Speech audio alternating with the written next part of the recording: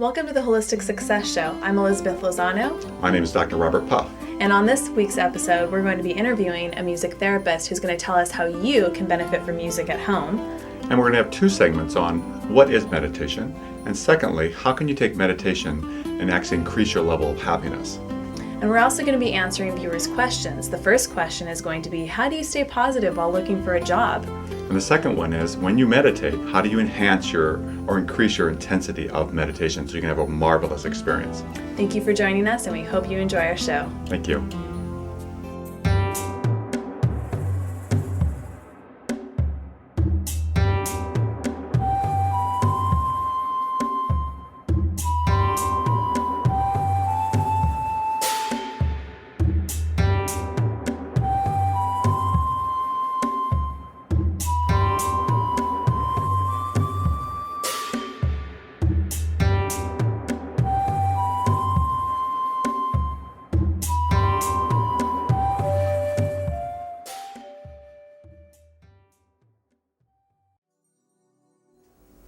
I'd like to talk about 4 different types of meditation. There are many, probably thousands, but there are 4 basic ones. My favorite one of teaching people is, I am peaceful. Now, how would that work with meditation? When you breathe in, you don't say this out loud, but in your mind you're saying, I am. So you breathe in, I am. When you breathe out, you say, peaceful. Breathe in, I am, again in your head. Breathe out, peaceful. And what you'll find is you breathe deeply, and you breathe slowly, and saying that I am peaceful, your mind will begin to quiet, become more still, and you just follow that phrase. Now what will happen is your mind will wander, go here, a thought will come in, the grocery list you have to do, the activity, wondering about Uncle Bob. But just go back to your phrase, I am peaceful. Don't be upset when your mind wanders, it's very normal. Just go back to I am peaceful. So that's a mantra, prayer word, as a way of meditation. And there's lots of words you can use. You can just simply shorten it and say you can shorten it and say peaceful. Breathe in peaceful, and then breathe out silence. Breathe in peaceful, silence.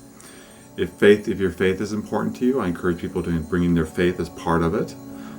For example, Jesus, people in the Western Hemisphere might breathe in Jesus, or breathe in Jesus.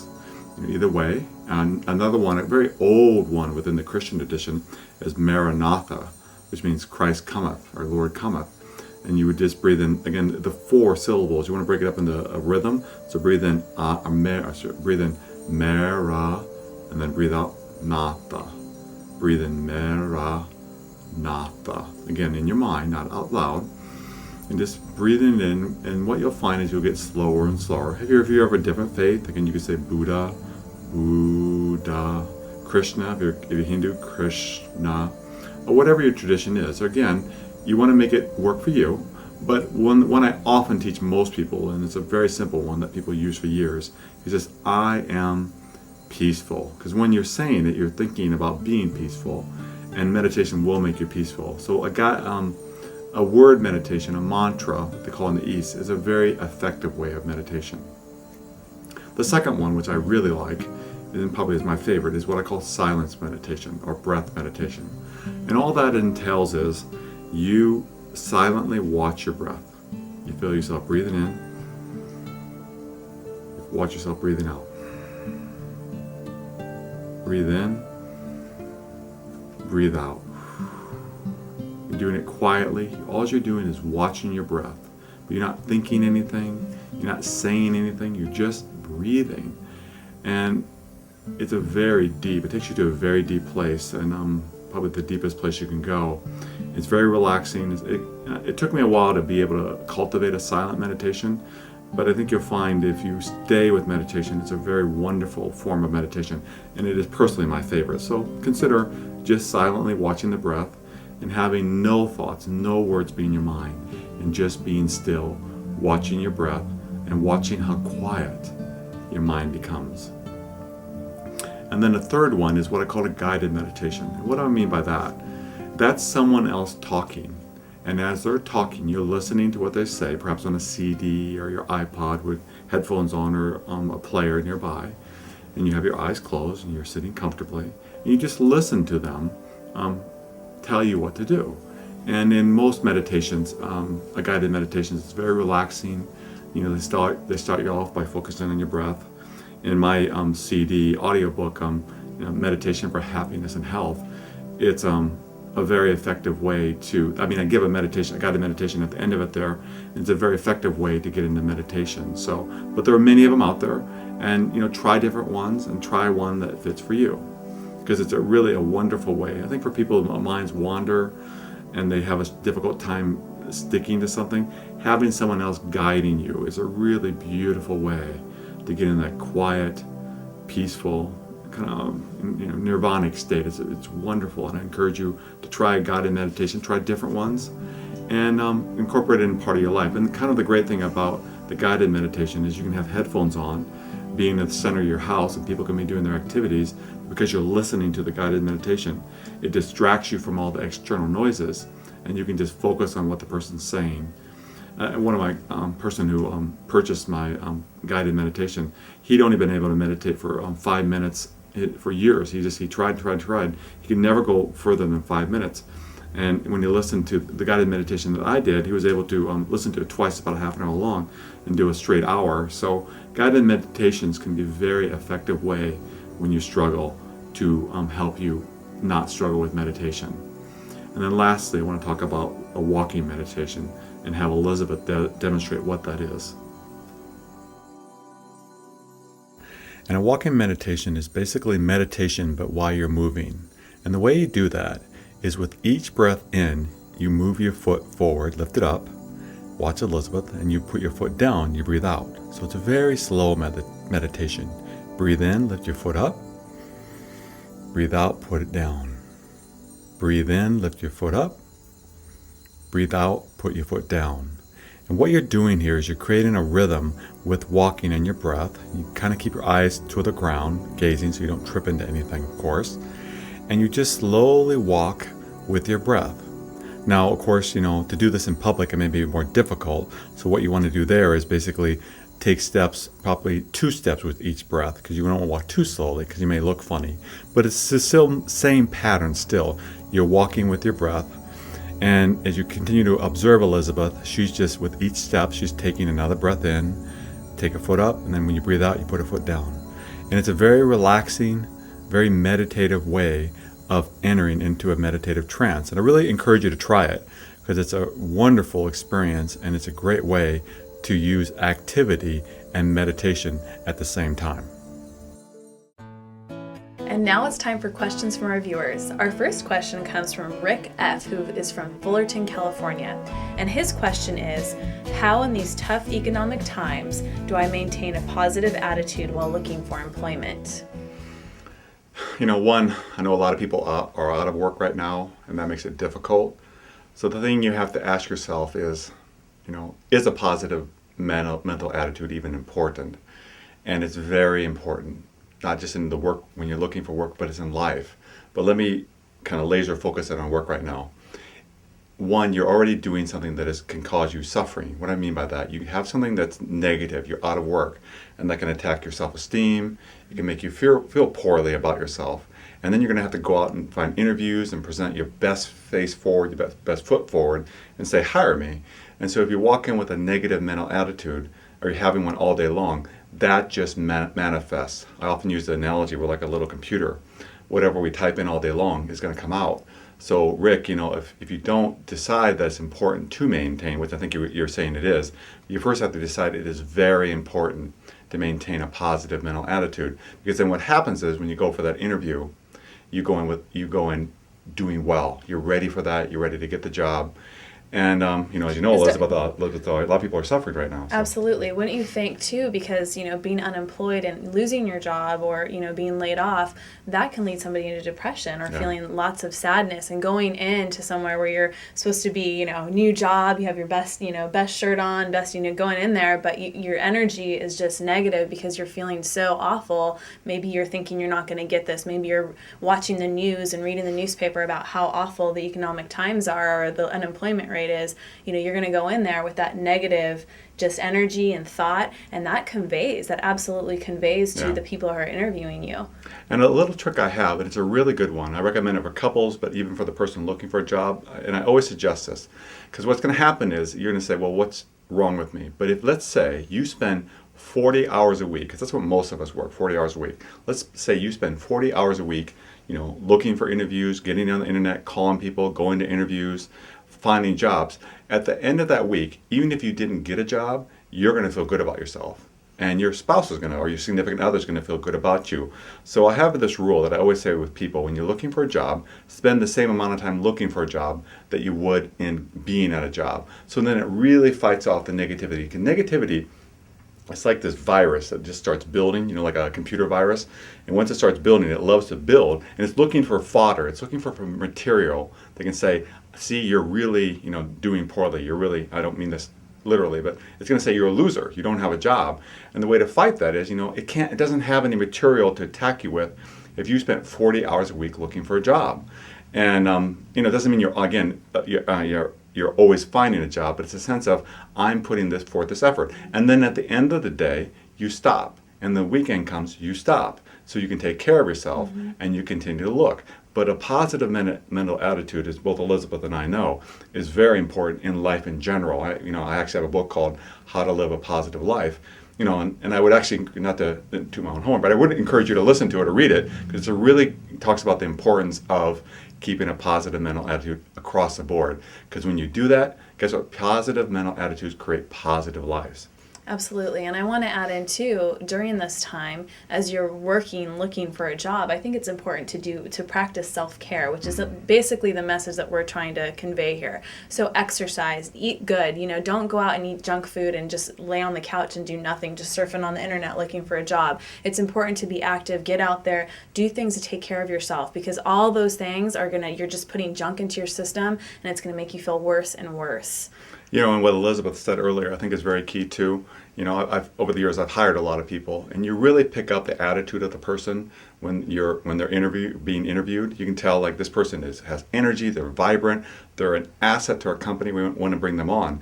And someone who's kind of down, like, I really like a job, you'll feel that as an employer and say, do I want to hire this person? Are they going to bring negativity to this company? So it's just very important, what I call a buy-in. You want to buy in that having a positive mental attitude is crucial, very, very important. Then when you buy into that, then you're going to start cultivating that. And so what happens is, now here's another thing. Remember the witnessing thing I talk about?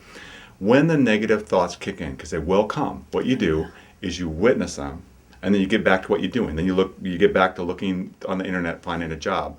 And so what you don't do, what a lot of people do is the negativity thoughts kick in, is why don't you tell them what most people do? They either sit on it and they ruminate on it, so they think about it over and over and over again, and maybe one thought might lead to the next, and then they go on with those negative thoughts. Maybe I'm such a loser goes into, I can't do anything right, I'm never going to find a job, and it's just a downward spiral. That's one of the common ones that I find people, often experience. Yeah, and when you try to, and the other one is what they do is say, well, don't think about that. And that doesn't work either, because when you try to suppress something, it actually gives it power.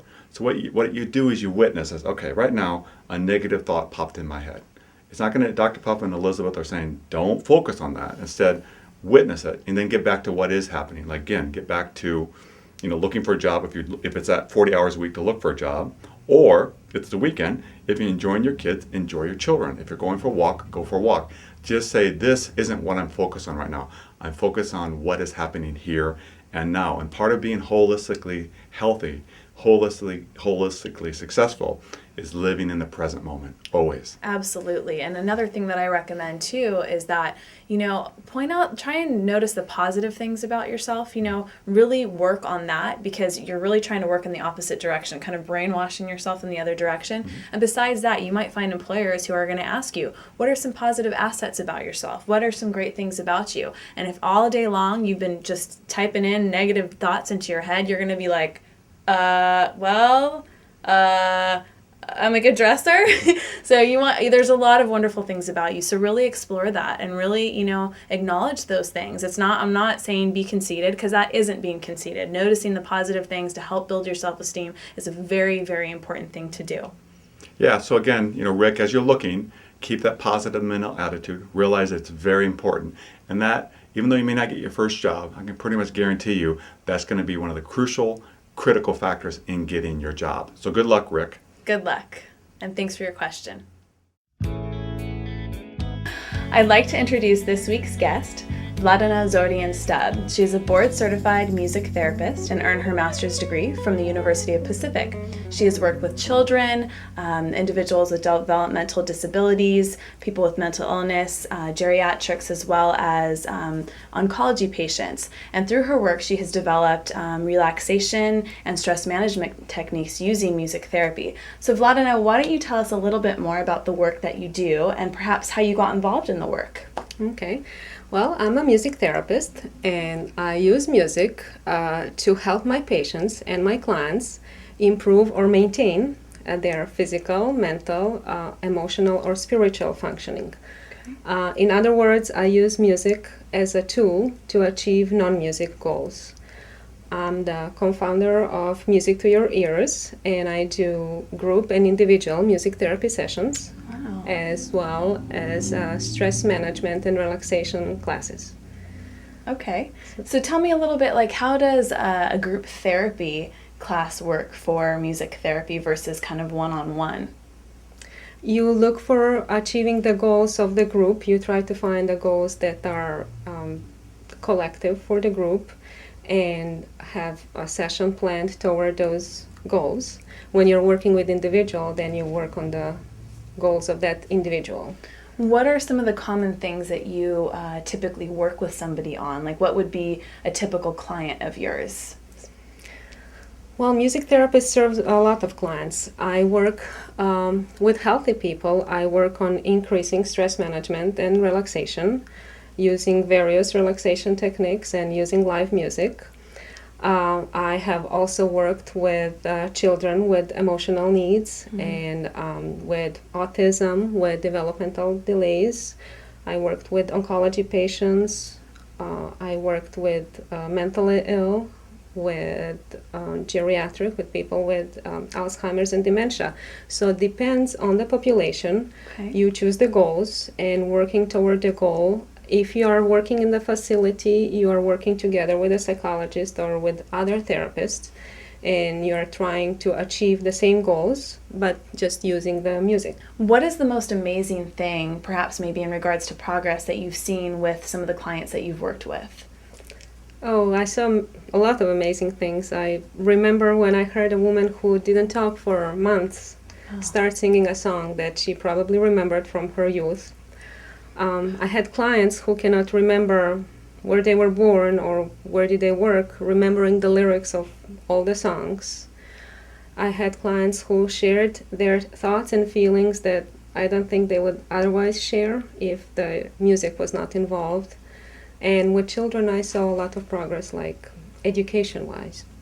Wow. So, a lot of beautiful things. That kind of gave me the chills to hear about some of those stories. So you kind of give people another voice to communicate through instruments, through music, through, it gives them another voice. I often, in the work that I do with my clients that I've, seen, because I'm a marriage and family therapist also, I have used a lot of art and a lot of music as well, but I really like how you focus on that because unfortunately it's been taken out of the schools, so kids don't have a lot of opportunity to do that. And it's so important for them to express themselves. So tell me a little bit about, what is a typical thing that you do with a client? Like, how would you, come in and decide what instrument they would use, or whether it's singing or, singing along to a song? How do you decide that? Well, music therapists first have to do assessment. Assessment is necessary so we would know what is something that's needed.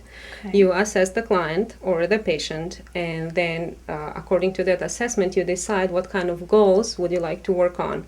Would it be communication, socialization? Would it be reality orientation, for example, with mentally ill? Would it be something educational with children? Or maybe increasing the self-esteem, or with, let's say, oncology patients, maybe decreasing the pain and improving the relaxation. So you'll have to assess the patient. Sometimes you have very short time to do assessment, sometimes you have a long time and you can read the other assessments of other professionals. And after the assessment you decide and you make the goals. Okay. So you lead your session according to what goals you decided to achieve. Okay. So I would imagine that a lot of our viewers, and even myself, each of us, deals with stress. Stress happens. So for stress management, I know you talked a little bit about, some of the things that you do. What would you recommend for somebody that maybe is having a stressful day? Maybe, things are just going tough either at work or at home with their kids or maybe with their spouse. What is something that you would recommend to somebody who's struggling with that? Okay, if you would like to use music, there is a lot of places where you can purchase CDs with relaxing music. I just suggest that music be without the words and with slow tempo. So allowing yourself maybe 10-15 minutes a day to just lay down and close your eyes and focus on breathing. Breathing would be the first thing I would suggest to work on, because breathing is the first thing that gets upset when we get anxious. Our breathing becomes faster and more irregular.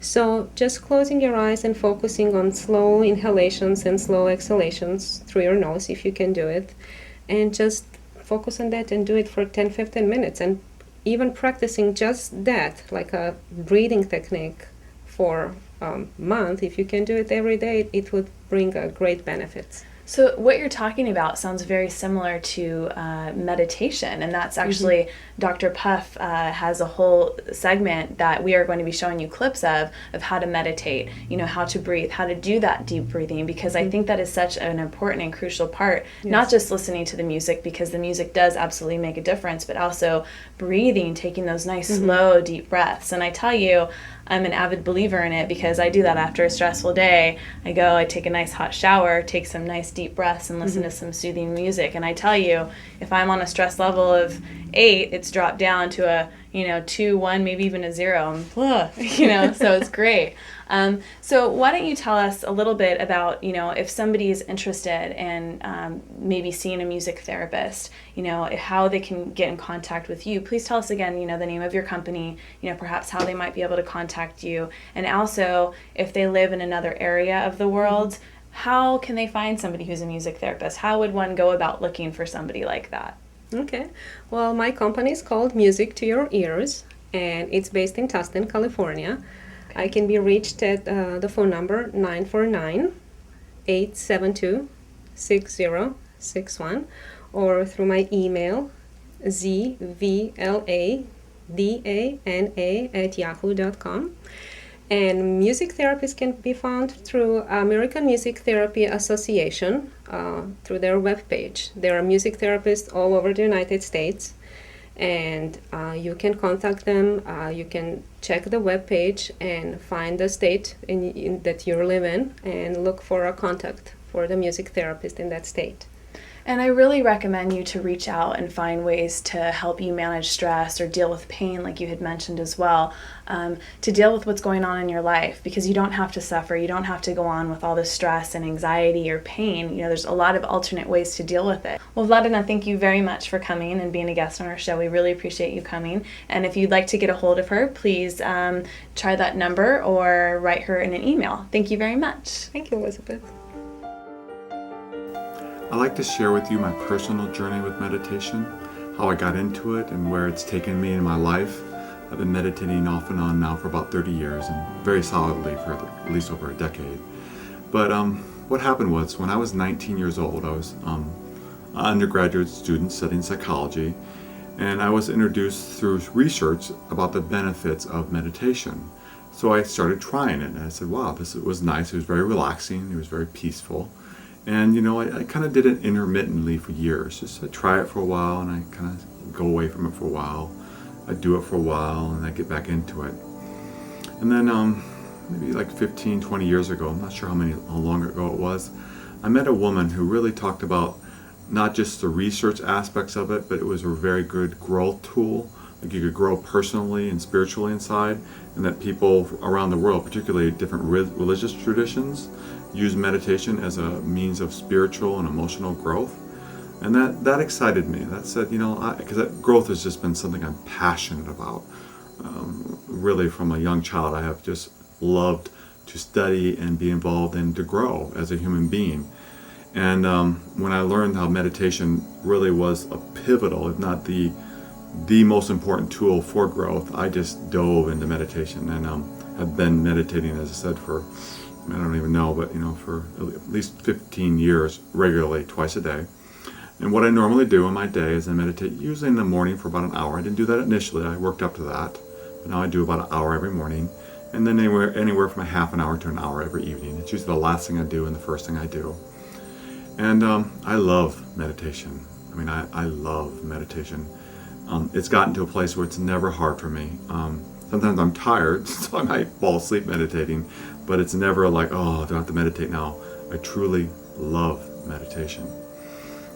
And it's done so much for me, and I think the biggest validation that it's been helpful for me is that people that know me, that have known me for many years, it's definitely softened me, made me more gentle, kinder, just more relaxed and peaceful human being.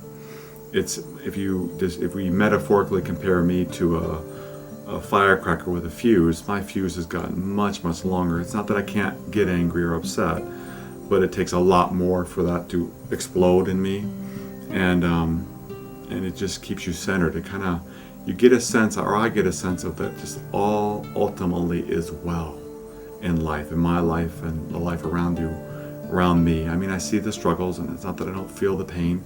That's why I'm about helping people to learn how to grow. I'm passionate about that.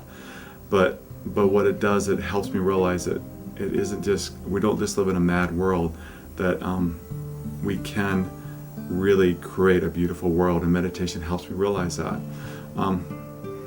I've had, not always, but I've had incredibly mystical experiences, and it was interesting. Many years ago, if I can share a story, I was interviewing a heroin addict. He'd been a heroin addict for quite a few years, and he was telling me what it was for him, what his experience was like to be a heroin addict, what he experienced. And it was really interesting to me. It was actually illuminating. I discovered that what they were experiencing was similar to what I was experiencing when I had some very deep meditations and have had a course of my life.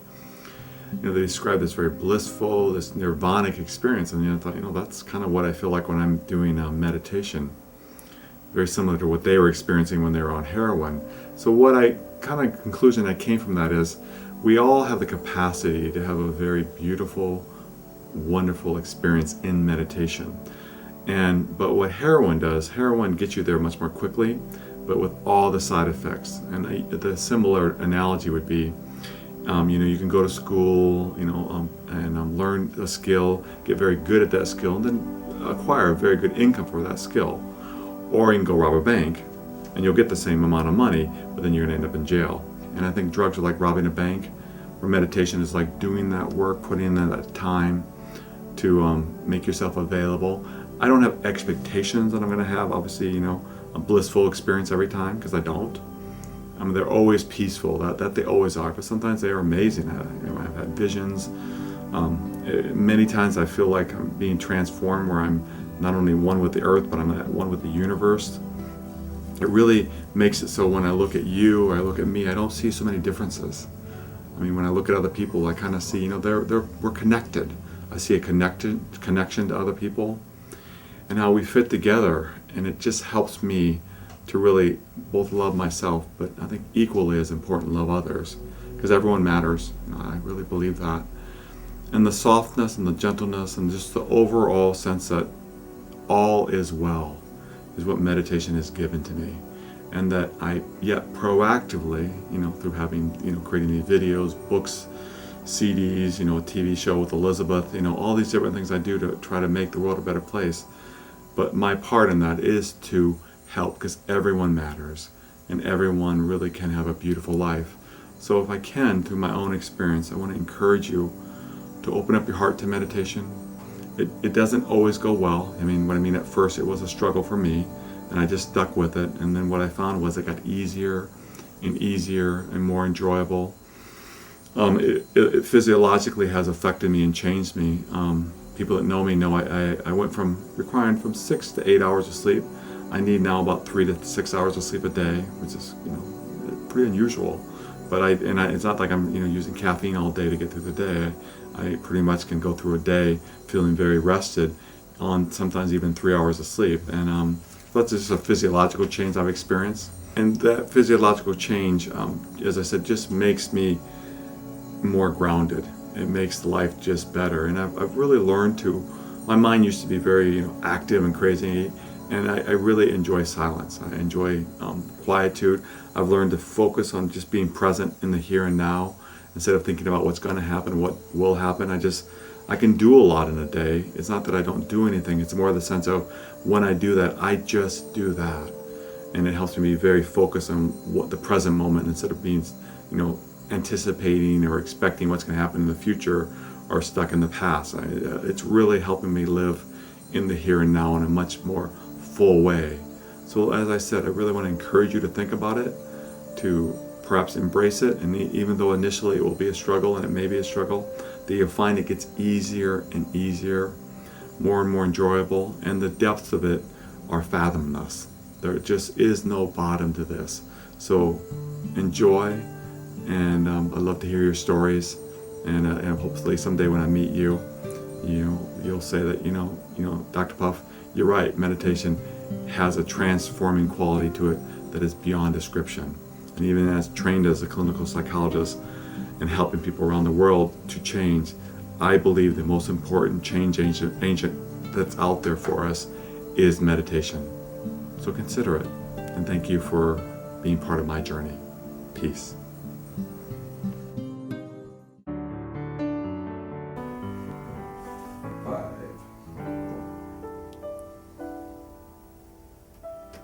So our second question comes to us from Kim P., who is from Brea, California. And she writes in, I try to make time to fit all of my daily activities into my day. What suggestions can you give to give more meaning to my meditation and allow me to give it more meaning? Well, Kim, I think the important thing there is to start with meditation. What is it in my life? Is it something important? Is it something, tertiary, something I can kind of go to sometimes? Or do I make it an essential part of my life? And if I can, from just my own personal and professional experience, I'd really encourage you to make it a super important priority. Because meditation is, I feel, the most effective change agent that human beings can get involved with. I love meditation. I've meditated for almost 3 decades. And even though I was trained as a clinical psychologist and as a consultant, and I've done many, many things over the years, and a researcher, I have found the most effective form of change to help a person grow and to do better in life and just overall function, as I talked about earlier, the happiness part, is meditate. So if you decide that meditation and kind of buy into that, well, he's saying meditation is important, or we're saying meditation is important, then what I do, again, I want to share my own personal story. I say, okay, the day has begun. I'm going to meditate. So what do I have left to do after that? And so what I do is I say, okay, I'm going to definitely meditate in the morning. I usually meditate an hour in the morning. And that's just what I do. Whether how full my day isn't like I let go of meditation, then I fill my day. It's like I do meditation and what's left. And so would you suggest for somebody starting off, an hour might be a very difficult thing to sit and do for just starting off. So what might be She keeps me in check. So what might be a good kind of starting point for somebody to go from? Maybe they don't meditate at all and they want to start, or maybe they're having a hard time fitting in their day. Maybe they have kids they have to take care of in the morning. What is a good amount of time that somebody could start with? The goal should be working towards 20 minutes. I really like the 20 minute because it gives you enough time to be in the state, to feel the relaxation, to help you grow, and then work towards a half an hour. But even initially, I had a guy who I love. He was a wonderful kind of patient of mine that I got him to start with 5 minutes, and he did that for a while. And then ultimately, what he found was he did much better with guided meditation. So I created a guided meditation, and he listened to that, and he could meditate much, much, much longer. So you have to find what works for you. Kind of working your way up, kind of like working out. Exactly. You wouldn't go run a 5-mile, marathon if you've never ran at all. So Well, I didn't start with an hour a day. Okay. I started with, it was very difficult at first, and then I got more into it, and now it's very easy for me to meditate. But again, meditate in the morning. Work towards perhaps try to decide half an hour in the morning, maybe half an hour at night. That's your goal, and then saying, okay. Study it. If you don't believe me, read the book that, I've written on meditation, study meditation. There's so much research showing all the benefits of it. And say, okay, this is something that's important. So when something is important, you kind of dive into it and you make it a priority. And then because it's a priority, you get all the benefits from it. And it's hard because a lot of people think, that meditation, it's kind of like weird stuff, or it's hard because it's very difficult just to be still. Mm-hmm. You're You know, absolutely our right. minds just go all over the place, and a lot of people have a very difficult time at first. You know, so being part of a group, you know, where you're with other people, you know, continue to watch the show because we're going to talk a lot about meditation, all the different holistic aspects, and meditation is one of the pivotal points of it. But learn about it, grow in it, and just say, I'm going to set aside time for this. Like Elizabeth so wisely said, set aside a little bit of time, and then have it grow till it reaches a point where maybe you will someday meditate an hour a day, and you know, half an hour at night or hour at night. It's up to you. But really, I think it's just buying into meditation is something good for my soul. It's good for my spirit. It's good for me psychologically. It's good for me physically. I mean, there's a plethora of things that meditation does to make us healthy and whole. And if you start meditating, I think you'll very quickly find, and I'd love to hear from you, you very quickly find that, wow, meditation is something that's marvelous, and I'm going to set aside time for it, make it a priority, and make it part of my life, not an adjunct that I can fit in when I'm not too busy. And don't you think, too, I mean, let's say somebody is having a really busy day, unfortunately, because that happens sometimes, that we can fit it in places that you might not even think of, whether it's driving or whether it's, you know, you're taking a shower or whether you're walking, which we are going to end up showing you guys and teaching you some wonderful ways to meditate. But I mean, I myself, at the end of a long day, sometimes when I'm in the shower, that's kind of what I do, or when I'm laying down in bed before I go to sleep, I just really pay attention to really focus on breathing and just really letting those thoughts go away and not kind of ping pong back and forth in my head. So, I mean, even that, like even right before bed, that's really time that you have right there, you know, that you're really kind of quieting the mind and having just a chance to just really breathe. Yeah, and I think, you know, what Elizabeth is so wisely saying, you know, make it personal, make it fit you. You know, I really went through a lot of different stages in my life of meditation. Sometimes I did it this way, sometimes I did it here, sometimes I did it for this length, sometimes I was listening to this or that. Make it fit for you and just work with it. There is no exact way of doing it, but make it a priority and say, you know, a lot the research and, you know, we're saying it's important, and I think a lot of people out there are really saying it's the thing to do. Mm-hmm. So just work with it, explore it, and make it fit your personality. And today it may be this, today it may be, hey, I'm really going to sit in this posture, you know, deep breathing, and maybe in a couple of years you may be doing more of the walking meditation, like the shower meditation, you know, whatever it is that works for you to quiet your mind. But it is a wonderful way. It's like our bodies need rest, our minds need rest. So give your mind the rest that it needs. And thank you very much for your question, Kim. And as a gift, both you and Rick, who asked our previous question in this episode, are going to receive a free autographed copy of your book or audiobook of choice from our bookstore. So check it out and let us know what you would like, because we're going to send it to you. And thank you so much. A little incentive for those of you to write in some questions to us. DVD too. Yep. Yeah, coming up. Thank you. Bye. This week's quote is by Mahatma Gandhi, and I found it in this wonderful little book called The Secrets of Success, which was a gift to me by my mother. So thank you, Mom. And in this book, I found this quote, and the quote is, "Freedom is not worth having if it does not include the freedom to make mistakes." So I really want you to think about that as you go throughout your week, throughout your day. Be gentle with yourself and others when you or them make mistakes, because, you know, just that little shift in thought may actually have the power to change your day and perhaps even your life. In today's episode, we learned about how music can help with stress and reduce it in our lives, which is a wonderful, wonderful thing to learn. We learned about meditation, again, how meditation can really enhance the quality of our lives. And then we also learned about how when you're out of work, what can you do to keep that positive mental attitude? And if you want to learn more about what's going to happen in future shows, please visit our website at www.holisticsuccessshow.com. And there's also there a way to subscribe to our newsletter so we can send you out information about future shows and all the new activities we're doing beyond this show. And also send us your comments, send us your questions. We'd love to have you be part of our show. Thank you for watching the Holistic Success Show, the TV show for people who aim to be happy, healthy, and successful.